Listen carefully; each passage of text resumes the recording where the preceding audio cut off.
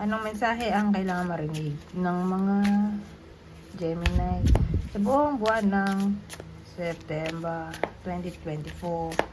Pwedeng nangyayari na to o mangyayari pa lang. Kung hindi man para sa inyo itong magiging reading, baka para sa someone na malapit sa inyo o sa someone na kakilala nyo mismo. Baka may lumabas na gender mamaya, gawin nyo na lang energy, masculine at feminine energy. Hindi ko alam kung anong lalabas, kung positive ba o negative. Depende sa ma-pick up kong energy.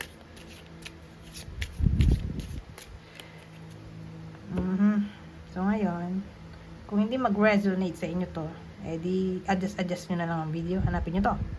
Kung hindi pa rin, edi dito na. So magsimula na tayo. Nga pala, inuubo ko ngayon. Ganun talaga ang buhay. Minsan nagkakasakit. Pagpasensyaan nyo na kung umuubo ako.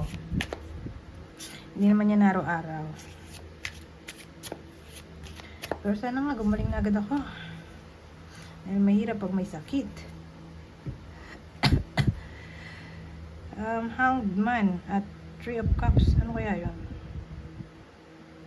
Kasi mukhang nangyari na to para sa iba sa inyo. Na para bang na-stuck sila sa sitwasyon, na-trap, o may hinihintay sila.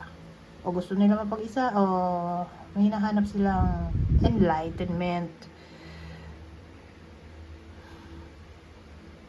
So, sa madaling salita, nangyayari na to sa iba sa inyo na nagmumuni-muni for some reason. Yung iba sa inyo. Ewan ko kung anong pinagmumuni-muni. Diba, gusto nilang mapag-isa dito. Pero ang kinaganda, mukhang ang kinaganda dito, Three of Cups yung pangalawa. Mukhang kung gusto niya mapag-isa nitong mga nakaraang araw, pag sabihin natin August, ganyan siya. Pagdating ng September, may iba na ang mood niya. Gusto na niya makipagkaibigan o makipag-socialize. Gusto na niya lumabas ng bahay. Gusto na niya nang mag-have fun. Ganon. May iba yung energy niya. Kasi ito, pag ganito yung energy sa Hanged Man, para bang malungkot ka o neutral yung feelings mo. Hindi mo alam kung masaya ka ba o malungkot. Eto, masaya ka talaga. Three of Cups to celebration.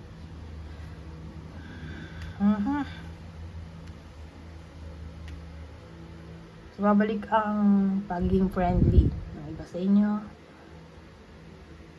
sa buwan na to.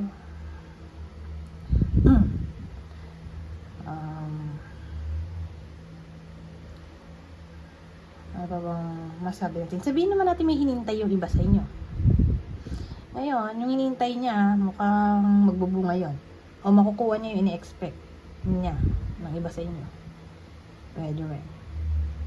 Sa ganitong case,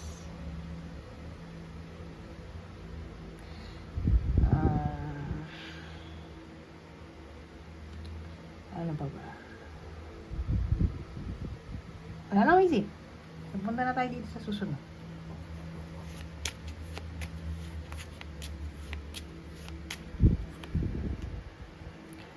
Bakit naman clouds?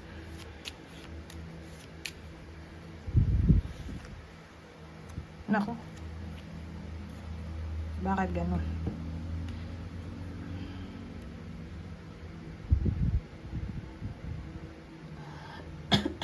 Excuse me. Walang dating sa akin.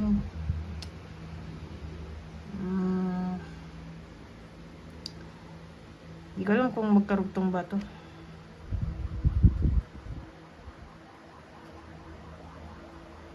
Kaya magsi-celebrate na siya dito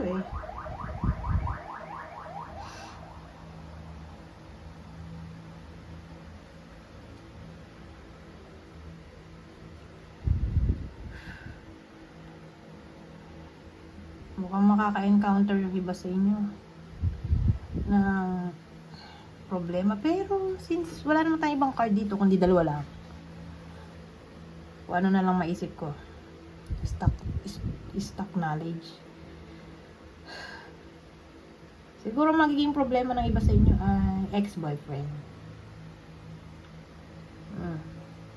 In general na to, sabihin natin, gusto niyo pa yung ex, pero parang hindi na kayo pinapansin o ayaw niyo makipag-communicate. Kung hindi applicable sa inyo, sabihin natin, ayaw niyo na sa ex, kaya lang papansin ng papansin, nakakainis. So may inis kayo, sa madaling salita, sa ex nyo. Okay? Lalo na kung ano to, ex-husband o ex-boyfriend. Mukhang doon lang to tatama.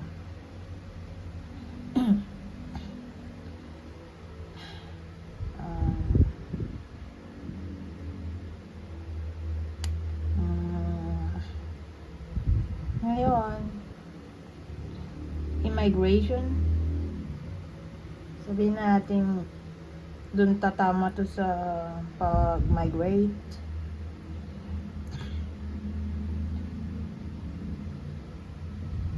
O kung ang ex-husband ay foreigner o nasa foreign land,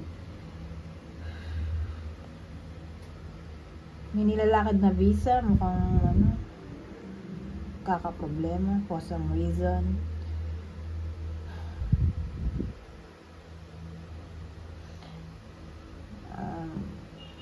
Ibang case, mukhang problem to sa limitation o boundaries.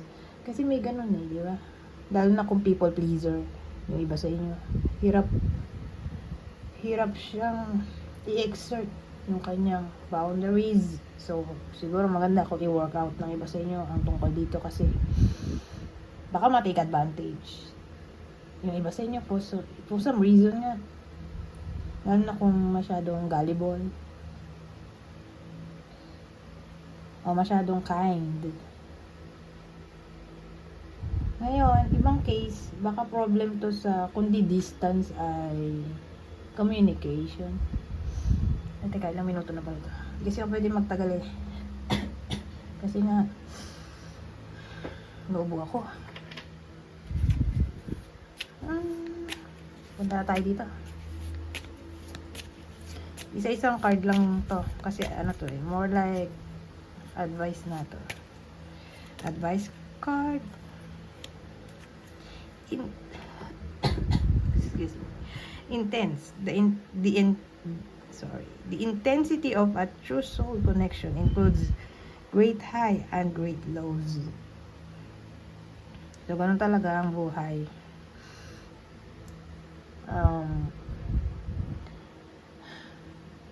Hindi mo masasabi nga kung anong mafe-feel mo. Minsan sobrang saya mo, minsan sobrang lungkot. Ganon din sa relasyon. Diba? Minsan mahal na mahal mo, minsan nai-miss ka naman.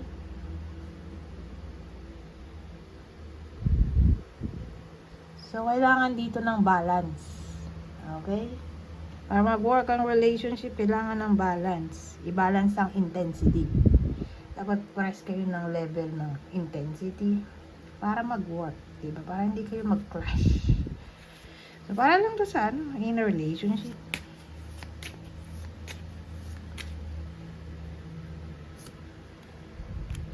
Uh-huh. 11-11, oh. Pero ibang case ng 11-11, pwede rin kasi siyang wish. So, may ka-wish. Who knows? Baka magkatotoo. So, sabi dito, 11-11 is an important number for twin flames. It symbolizes the harmony and balance of soul counterparts. Twin flames. So, baka mamit ng iba sa inyo. Mamit na nila finally ang kanilang twin flame. O baka ngayon iba sa inyo ay nasa twin flames connection na. Who knows? Pero kung interested kayo sa topic ng twin flames, mag-research na lang kayo. Who knows?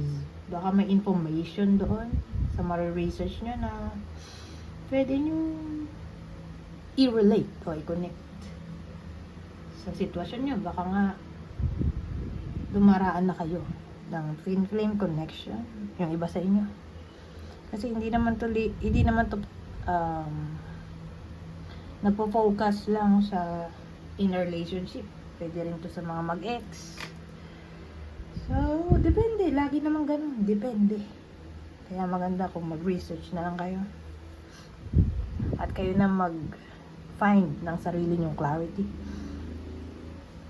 Anyways, hanggang dito na lang. Goodbye. For now.